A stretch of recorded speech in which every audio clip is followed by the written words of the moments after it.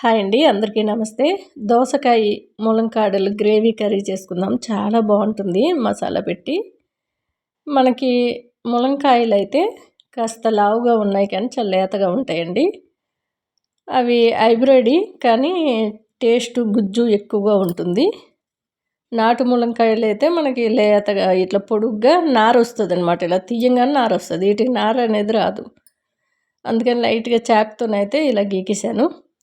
దోసకాయని పైన పొట్టంతా తీసి లోపల గింజలు కూడా తీసేయాలి. మనకు కొంచెం నోట్లో పెట్టి చెక్ చేసుకోవాలి. దోసకాయ చేదుగా కొన్ని ఉంటాయి, చేదు ఉంటే కొంతమంది తినరు కాబట్టి తీసేయచ్చు.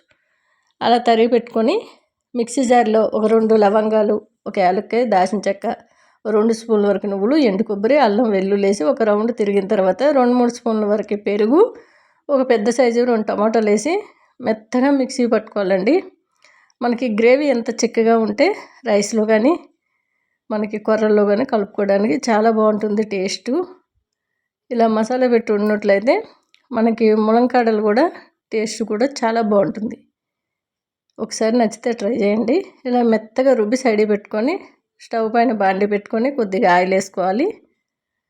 దాంట్లో మీకు నచ్చితే శనగపప్పు, మినపప్పు కూడా వేయండి. మా ఇంట్లో అంత ఇష్టపడరని నేను ఎప్పుడు వేయను. మనకి ఆవాలు, జీలకర్ర, కొద్దిగా వాము, మెంతులు, సోంపు ఇవి కలిసిన దినుసులు అవి కొద్దిగా వేసాను. సన్నగా తరిగి పెట్టుకున్న ఉల్లిపాయ ముక్కలు, కొద్దిగా కరివేపాకు, పోపు అంతా కూడా వేగిన తర్వాత తరిగి పెట్టుకున్న దోసకాయ, ములంకాడ ముక్కలన్నీ వేసేసుకోవాలి. కాసేపు ఆయిల్లో వేపుకుంటే మనకి త్వరగా ఉడికిపోతుంది. ఇది మనకు కల్లుప్పు అంటారు కదండి. నేను ఎక్కువగా కల్లుప్పే వాడతాను.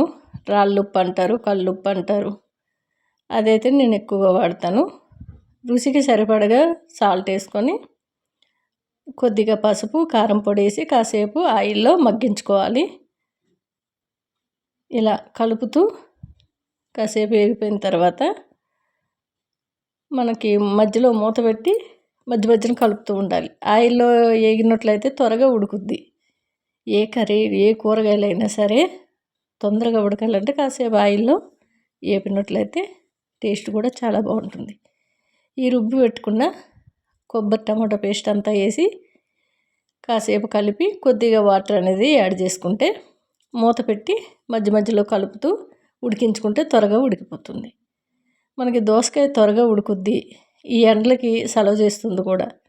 దోసకాయ, బీరకాయ, సొరకాయ ఈ ఎండలకి అవే రేటు ఎక్కువగా ఉంటాయి. మళ్ళీ వర్షాకాలం రేటు తగ్గుతూ ఉంటాయి. ఇలా ఆయిల్ అంతా కూడా పైకి వచ్చే వరకు కూడా మనం మధ్య మధ్యలో ఉడికించుకోవాలి, కలుపుతూ ఉడికించుకోవాలి. ములంకాడ అనేది ఇలా చేత్తో పట్టుకుంటే మెత్తబడిందంటే మీరు స్టవ్ బంద్ చేసుకోవచ్చు. చూసారు కదా, చక్కగా ఉడికిపోయింది. లాస్ట్లో కొద్ది కొత్తిమీర వేసి కింద దించేసుకోవడమే. రైస్కైనా, చపాతీకైనా, కొర్రలకైనా బాగుంటుంది. నేనైతే కొర్రలకే చేశాను. కొర్ర అన్నం అయితే మా ఇంట్లో అందరూ అలవాటు పడిపోయాం కాబట్టి కాస్త ఎక్కువగానే వండుకొని, కొర్రలు చాలాసార్లు చెప్పాను. 1 గ్లాస్ కొర్రలకి కుక్కర్లో పెట్టినట్లయితే 1.5 గ్లాస్ వాటర్ వేయాలి. 2-3 సార్లు పిసుకుతూ కడగాలండి. ఫస్ట్ కడిగిన తర్వాత 1 గంట పాటు నానబెట్టి స్టవ్ పైన పెట్టి 1 కేజీ రాగానే కింద దించేసుకోవాలి. కూర అదిరిపోయింది. నచ్చితే